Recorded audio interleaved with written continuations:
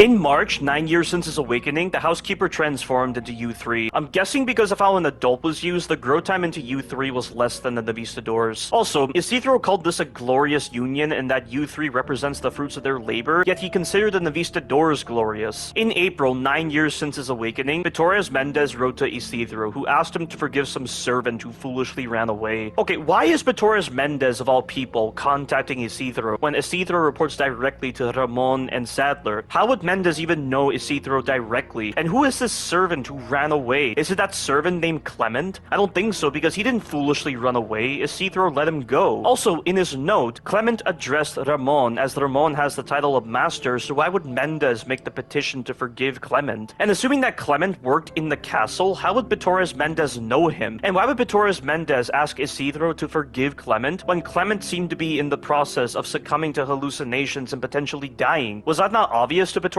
Mendez, who should be aware of Plaga's symptoms? Why would Mendez even care about the life of one servant when he single-mindedly focused on following Sadler's order to the letter? So therefore, what Isidro does with his servant shouldn't matter to him. The Resident Evil podcast team noticed this behavior from Mendez as well. Also, if this servant was infected, couldn't Sadler just stop him from escaping and fold him back into his flock? Then again, if U3 infected this servant who foolishly ran away, it's possible that Sadler has no influence in this case, but that makes no sense. Why would Isidro develop a BOW who has the ability to implant a mature Plaga into her victim so that she can effectively perform a hive mind technique similar to Sadler? That just comes across like U3 is on the same level as Sadler, and Sadler is infected by the dominant Plaga, which is higher than the superior species Plaga. So how could she have such capabilities? Did this not cross the developers' minds when designing U3? And why would U3 infect Clement when Clement should have already been infected by a Plaga beforehand, so he should have been connected to Sadler's hive mind? I find it hard to believe that there were individuals who came across like they weren't infected by a Plaga, similar to how the caretaker came across in this note. And again, how could these individuals express fear if these Plagas assume total control and connect them to Sadler's hive mind, or in this case, U3's hive mind? I'm just drawing total blanks at this point with this stupid lore and poor storytelling. But the only thing I can think of is that while Isidro may have let Clement go, it was to only test U3's capabilities after she infected Clement. Mendez probably didn't recognize the symptoms that Clement was experiencing because they were triggered by U3's Plaga instead of Sadler's. So this came across to Mendez like Clement was running away. It's not an acceptable explanation, but it's the best I can do. The only other thing I can say is maybe this servant is not Clement, but another servant who got the same treatment as Clement, which is why Mendez thought this servant was running away. Like, I'm going out of my mind trying to piece all this badly constructed information together. Isidro then says that Mendez doesn't understand. This is not a matter of forgiveness or unforgiveness. Only his noble pursuit with the fusion of human and insect DNA matters, for which countless sacrifices are required. This is an odd time to make this statement because it makes it seem like after the Navistadors were created, Isidro experimented on other individuals aside from the Housekeeper. Or is he saying this in reference to testing U3's capabilities, which is why these sacrifices were required? Also, this servant didn't exactly die if Mendez noted he just ran away, so why call this servant a sacrifice in this sense? Isidro considers this an honor for all who dwell in the land of their master, which references Sadler, though it would make more sense for him to say Lord instead of Master so that it doesn't confuse the reader. Isidro then notes it would be impossible to remove it from the servant's body. Hello? Vittorius Mendez didn't ask you to remove the Plaga from the servant's body. He just asked you to forgive him. What are you talking about, Isidro? Why would you think that's what Mendez meant? Now it's really coming across like U3 infected a Plaga carrier with another Plaga, and Mendez is asking Isidro to remove it. That's how ludicrous this sounds. Isidro then states that U3 implants her prey with a part of herself, which makes no sense, and she manipulates their consciousness and traps them in a waking nightmare. They are bent to her will no matter how far they try to flee, which again sounds like Sadler's capabilities, which makes no sense. It's only through U3's death that the Plaga within her prey can die, because the Plaga implanted by U3 is made of specialized cells which cannot survive on their own. At least I'm assuming the it is the Plaga, but what about her Plaga is so different to the other Plagas? Why is her Plaga made of specialized cells that can't survive on their own? This is clearly a cheap shortcut in storytelling, on par with saying, don't think about it, just accept it. What kind of half-baked detail is this? This is lazy storytelling at its finest. After this little incident, in the same month, U3, who is considered by Isidro to be his hound, which makes no sense, was chosen to serve as the right hand of Ramon. I'm assuming this takes place after that event with the servant because it would make more sense for Isidro and Ramon to recognize U3's capabilities first before having her be chosen as Ramon's right hand. He then says, is two not better than one, which makes him decide to commit his efforts to transform himself into Vertigo. Once again, Vertigo Vertigo only seems to be a combination of human and insect DNA, so why did he decide to revert back to the old method? In May, 9 years since his awakening, Isidro releases black liquid onto himself. The black liquid entered his veins and circulated throughout his entire body. This, for some reason, led to the creation of Vertigo, assuming Vertigo is still a human-insect hybrid. Is the Plaga even being used in this case if the creation of the Visitors didn't involve the Plaga? What was he doing with the housekeeper all this time if he just transformed right then and there? Or did he go through the same suffering and anguish that the housekeeper went through? Did he somehow splice insect DNA into himself before immersing himself in the black liquid between April and May of the same year? How does that make sense? The housekeeper took 5 months to become U3 compared to the 2 years it took for the Visitors to be made. Yet Isidro decided to expose himself to the black liquid 1 month after U3 was chosen to be Ramon's right hand. To create the Visitors and Vertigo, did the subjects have to have insect DNA spliced into their DNA before being exposed to the black liquid, or is it the other way around? The Chronicles of Pursuit 1 seems to make the splicing of insect DNA first, then the transfusion of the black liquid, whereas Chronicles of Pursuit 3 seems to make the black liquid exposure the first step before the splicing of the insect DNA. I mean, there is so much confusion here. The Chronicles of Pursuit 3 file is so weird with its information. I don't think New Capcom looked back at how they set up the previous files. They were probably burned out and didn't want to waste time looking back at how they set up their prior information. Also, if Isidro requested the liquid nitrogen showers in October of 2002, does that mean he only immersed himself in the black liquid in May of 2003 or in May of 2004? I'm not leaving May of 2004 out of this, given that Resident Evil 4 Remilk takes place in autumn. Also, how is Vertigo's carapace more developed than U3's if he was made after U3? God, none of this makes any sense. This is some of the most confused storytelling I've ever seen in a Resident Evil title. Let's just move on from this before I lose my mind further. We now need to get the power on to use the elevator. As we're getting to the circuit breaker, Vertigo spawns in, beginning his encounter. I'm calling it an encounter because this is hardly a boss fight, given that it's a time sequence. And thank God it's a time sequence. If it wasn't, this would easily be the worst boss in Resident Evil 4 Remilk. You have no idea how bad his hitboxes are, or how badly thought out his moves are in relation to Leon's general movement and deflection systems. In fact, this fight is so broken and badly thought out that it makes me wonder if the developers intentionally designed the environment in a certain way to allow you to loop him around objects. They probably thought they could get away with making Vertigo incredibly broken and beefy with his HP because of how this encounter is not meant to be treated like a boss fight. There are plenty of game developers out there that often favor this broken model to complement the timed nature to such encounters, especially if said encounter is with an enemy that developers want you to consider to be too extreme for you, so they use artificial means to convey such extremities through broken designs, while designing other aspects of the encounter to allow the player to get through the time sequence without encountering too many poor designs. This is definitely that with Vertigo. Therefore, the methodology you have to use to bypass this broken encounter is as risk-free as using the liquid nitrogen against him and using the rocket launcher. In fact, just use the rocket launcher on Vertigo so that you're not wasting time with this fake boss fight. If you're not using the rocket launcher, then what you need to do after flipping the circuit breaker is go past this fence to trigger Vertigo, stand here, wait for Vertigo to indicate he's doing his tail jab because he always does it as his first move, avoid it by hugging the corner so that he'll hit the fence instead, hit the button, then stand here, which will get Vertigo hit by the liquid nitrogen. You can then turn the valve to open the door, since Vertigo always retreats in the vents after being hit by the liquid nitrogen. After that, you'll need to get into this room here. This piece of geometry in the middle of the room is what you can use to loop Vertigo. Maneuver around it in a clockwise direction. Do not get into Vertigo's line of sight when you're lengthwise with the geometry, because he can do some of his bullcrap long-range moves. Try to stay widthwise in relation to the geometry. As soon as Vertigo approaches, move, or try to wait a bit to bait out an attack,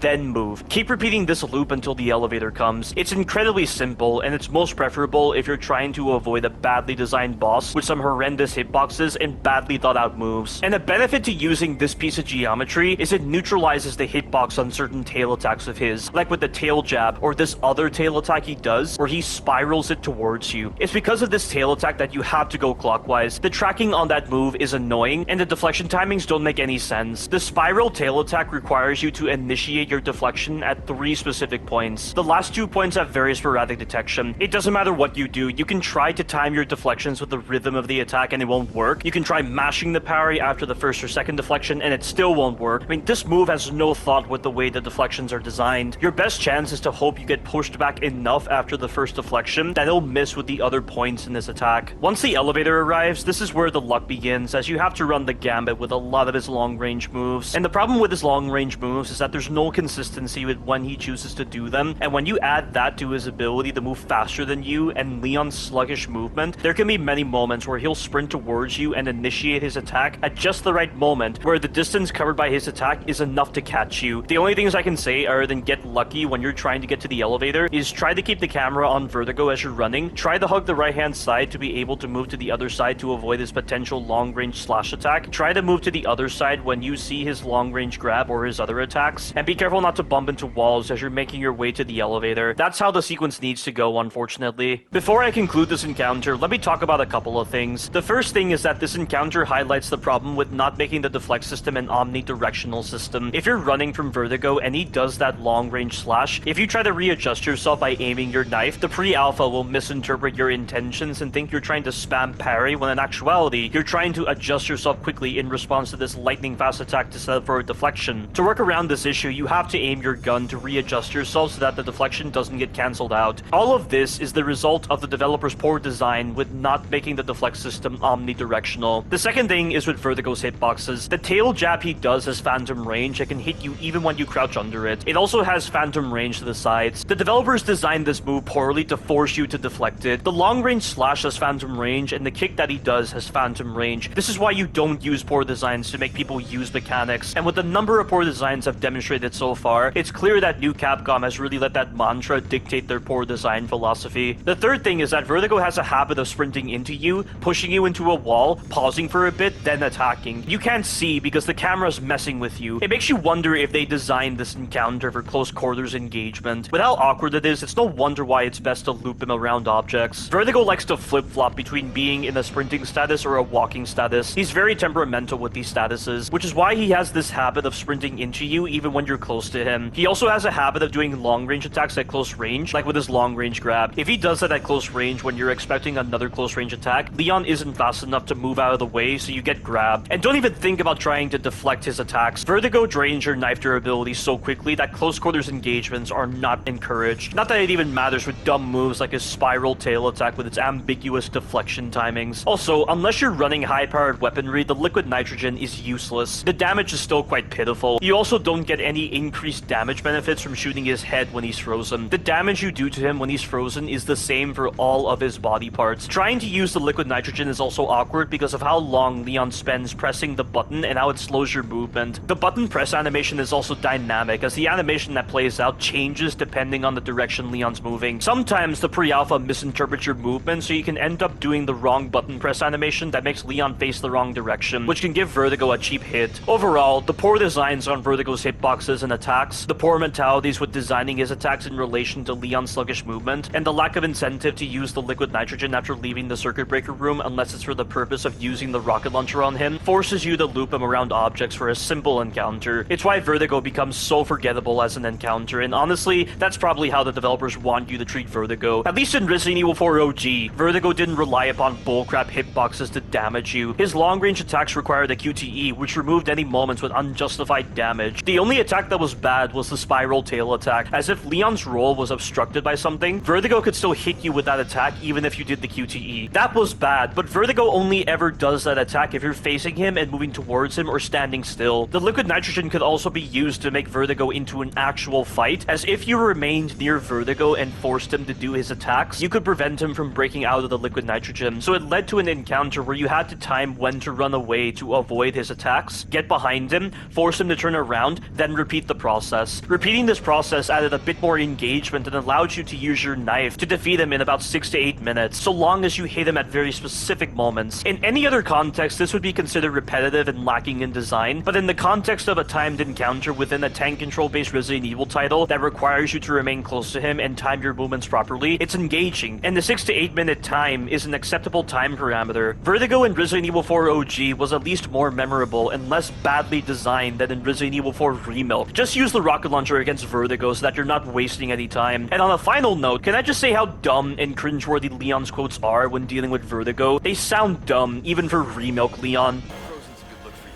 I think you need to chill out. Eat this. How's that? It's different, huh? More playing hide and seek, is that it?